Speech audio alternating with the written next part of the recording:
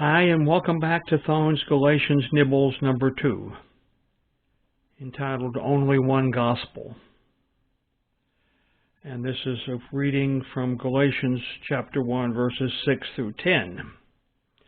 I marvel that ye are so soon removed from him that called you into grace of Christ unto another gospel, which is not another, but there be some that trouble you, and would pervert the gospel of Christ.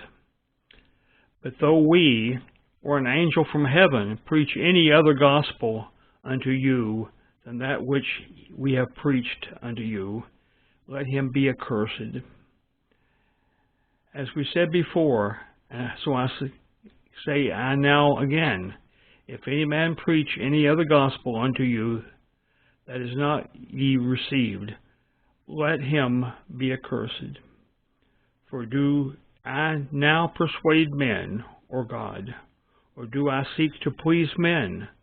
For if I yet please men, I should not be the servant of Christ. And the general concept here is there another gospel? And why is this in the Bible? It represents the truth of the gospel. And the communications is follow the true gospel. The application to my life. We note that what the Galatians were doing was not simply changing churches, as is common today. Whether that's positive or negative, I'm not going to comment on, but that is a common thing today. They were in fact deserting the Lord, the gods of grace, and His Son, our Savior. They were instead following human leaders who would lead them away from the Christian liberty that they had just received and back to into the bondage of the law. They were being led from grace back into works. This was a serious offense. Paul states that they, the Judaizers, are accursed, which means dedicated to destruction. He also claims that an angel, rather than a man, preaching this erroneous gospel would also be accursed. God says, I will not countenance these perversions of the gospel. And my personal response is, Lord, thank you for protecting the truth before us so that we can be truthful in our witnessing. And that's really important, is our witnessing. Now, so let's get back to the changing churches and trying to change the gospel and so on. If we are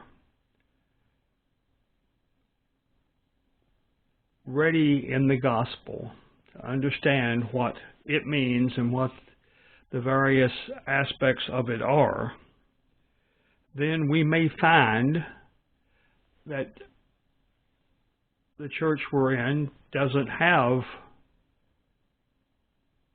the same understanding. And that is for the most part, one of the only reasons that it's good to change churches. Now, having changed churches a few times for other reasons,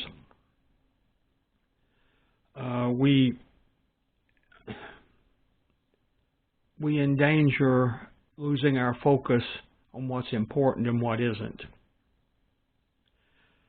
I have, in quite a distant past now, changed churches because the pastor went to another church, and I didn't like the new pastor. Now, if I didn't like the new pastor for doctrinal reasons, then I had a good reason to change churches. If I did not like the new pastor because of his gruff presentation or some other such thing, then I really shouldn't have changed churches then. Other reasons when people may change churches. It doesn't have enough children's programs. This is something we hear from time to time. The second question, the first question is, where is this church? The the question is, what time do they meet? And as often as not, the third question is, what children's programs do they have? Now, I have been the director of children's programs before, and I consider them important. But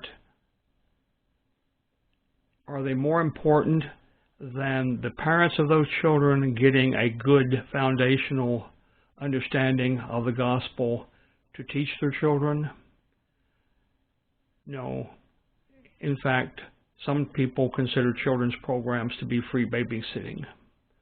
And that is sort of a sore point.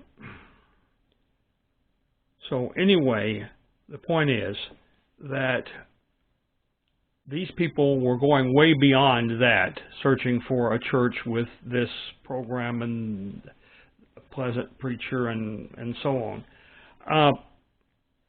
They were changing churches because they were being misled by a number of human beings purporting to be representing the church in Jerusalem, but in fact they were interpreting the doctrine as they saw fit, and that is not a good reason to follow them. Okay, so that completes this one, and we'll talk to you next